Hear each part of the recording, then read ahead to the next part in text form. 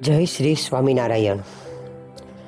મારા જનને અંતકાળે જરૂર મારે આવવું, એ બિરુદ મારું બદલે નહીં તે સર્વે જનને જણાવવું. નિષ્કુળાનંદ સ્વામીની આ પંક્તિને સાર્થક કરતું એક ચરિત્ર આજે આપણે સાંભળવું છે. આ ચરિત્ર સાંભળીને મહારાજનો આપણને મહિમા ખૂબ જ જણાશે. શ્રીજી મહારાજ કેટલા સરળ થયા છે, જે પોતાના ભક્તને તેડવા આવે છે. વાત છે મૂળજી મહારાજની, જે સનાળામાં રહેતા હતા. સનાળામાં રહેતા વિપ્ર મૂળજી મહારાજના કાકા હિરજી મહારાજે એક વખત દેહ ત્યાગ કર્યો. ત્રીજે દિવસે મૂળજી પોતાની ઓસરીની કોર ઉપર બેસીને દાતણ કરતા હતા. તે વખતે તેમને મહારાજના દર્શન કરીને મૂર્તિમાં એટલા તો તલ્લીન થઈ ગયા, જોડાઈ ગયા કે તેઓ અક્ષરધામમાં ગયા. ત્યાં મૂળજી મહારાજે શ્રીજી મહારાજને દિવ્ય સિંહાસન ઉપર બિરાજમાન થયેલા જોયા, અને તે શ્રીજી મહારાજના ફરતા અનંત કોટી મુક્તોને બેઠેલા દીઠા ને પોતાની વૃત્તિ મહારાજની મૂર્તિમાં પરોવાયેલી હતી તેમ જોયું. ત્યારે શ્રીજી મહારાજ બોલ્યા, હે મૂળજી, તું પાછો દેહમાં જા ને ત્યાં સર્વને સત્સંગ કરાવજે, અને તને ત્યાં બેઠા અનંત ધામોના ભગવાનની મૂર્તિ દેખાશે, તેની પણ તું ત્યાં વાતો કરજે, અને અમે તને આજથી 8મા દિવસે 12 વાગે તેડવા આવશું, તે વાત પણ સૌ ગામમાં કહીજે. એમ કહીને તેને પાછો દેહમાં મોકલ્યો ને જાગૃત થયા. ત્યારે તેમના ભાઈ તથા કુટુંબીજનોને પૂછ્યું, તમને શું થઈ ગયું હતું? મૂળજી મહારાજે કહ્યું, મને તો શ્રીજી મહારાજ પોતાના અક્ષરધામમાં તેડી ગયા હતા. એમ કહીને પછી બપોરે જમીને ગામના ચોરે ગયા અને ગામના માણસોને ભેગા કરીને અક્ષરધામના સુખની વાતો વર્ણવી. ને શ્રીજી મહારાજ ધામમાં બેઠા હતા, અનંત કોટી મુક્તો પણ ધામમાં હતા, અને અક્ષરધામના સુખની વાતો કરી, બીજા પણ ધામોની વાતો કરી, તથા લોકાંતરની વાતો કરી, અને 4 વેદ તથા 6 શાસ્ત્ર 18 પુરાણની પણ વાતો કરી.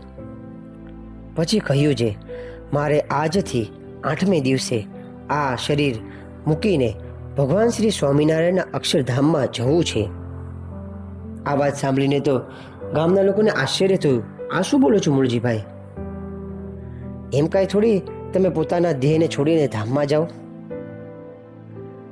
આ વાત સાંભળીને ગામના કાઠી દરબાર તથા લીંબો પટેલ તથા ગીલો ઠક્કર તથા દેવચંદ ઠક્કર વગેરે સૌએ કહ્યું છે, તું 8મે દિવસે ધામમાં જા તો અમારે સર્વે સત્સંગી થાવું ને સ્વામિનારાયણની કંઠી બાંધવી. ત્યારે મૂળજી મહારાજ કહે, જરૂર, 8મે દિવસે મને મહારાજ તેડી જશે. પછી 8મે દિવસે તેના કાકાનું 11મું હતું.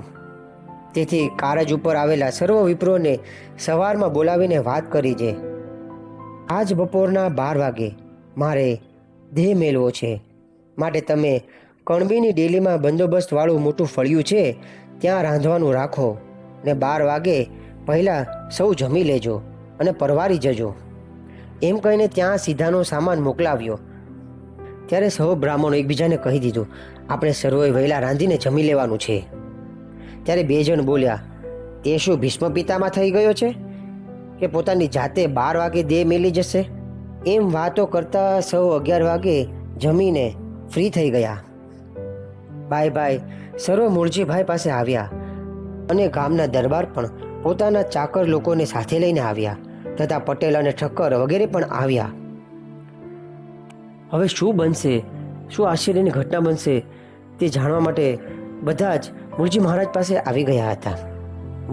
સ્વામિનારાયણ સ્વામિનારાયણ મહામંત્ર નામની ધૂન કરાવી. પછી કહ્યું, હવે રાખો. પછી સૌ સગાવાલાને ભલામણ કરી, જે મારું મૃત્યુ થાય અને ભગવાનના ધામમાં જાઉં છું, મારા પછી કોઈ રોશો નહીં, અને સાકર વહેંચો. શા માટે એમ કહું છું? કારણ કે જો સનાળા ગામનો ગરાસ મને મળ્યો હોય તો તમે રાજી થાવ કે ન થાવ? ત્યારે સૌ સગાવાલા કહેવા લાગ્યા, હા અમે તો રાજી થઈએ ને. પછી વળી મૂળજી મહારાજ બોલ્યા, મને વડોદરાનું રાજ્ય મળે તો તમે કેવા રાજી થાવ? ત્યારે બધા સગા કહે, અમે તો અતિ રાજી થઈએ. પછી મૂળજી મહારાજ બોલ્યા, આ સમયે મને અક્ષરધામની પ્રાપ્તિ થશે તો કરોડ વડોદરા મળ્યા તેમ જાણજો. એમ વાત કરતા 12 વાગ્યાનો ટંકોરો પડ્યો. મૂળજી મહારાજ સૌ માણસોને જય સ્વામિનારાયણ કહીને બોલ્યા છે. આ સ્વામિનારાયણ ભગવાન તથા ગોપાળાનંદ સ્વામી આદિ અનેક મુક્તો મને તેડવા આવ્યા છે, તે ભેગો હું ધામમાં જાઉં છું. એમ કહી દેહ મેલ્યો. તે વખતે બીજા પણ ઘણા માણસોને શ્રીજી મહારાજના તથા સાધુના દર્શન થયા. તેથી બધાને આશ્ચર્ય થઈ ગયું. પછી ગામના દરબાર તથા લીંબો પટેલ તથા ગીલો ઠક્કર અને દેવચંદ ઠક્કર વગેરે ઘણા માણસો વર્તમાન ધારણ કરીને સત્સંગી થયા. આ લોકમાં પણ કહેવાય છે ને કે માણસ મૃત્યુ સમય ખોટું બોલે નહીં. એટલે આ કાંઈ બનાવેલી વાત નથી, સત્ય ઘટના પર આધારિત આ વાત છે. આ વાતો સ્વામિનારાયણ સંપ્રદાયમાં આજે પણ આજના સમયે કળિયુગમાં મહારાજ પોતાના આશ્રિત ભક્તજનને તેડવા આવે છે. કોઈકને પહેલાંથી કહી જાય છે કે આજે અમે તમને તેડવા આવશું. અને આવી રીતે તમારા કુટુંબમાં પણ કોઈને જો પહેલાં કહીને ધામમાં તેડી ગયા હોય તો નીચે કમેન્ટ બોક્સમાં મોબાઈલ નંબર સાથે કમેન્ટ કરજો. જય શ્રી સ્વામિનારાયણ.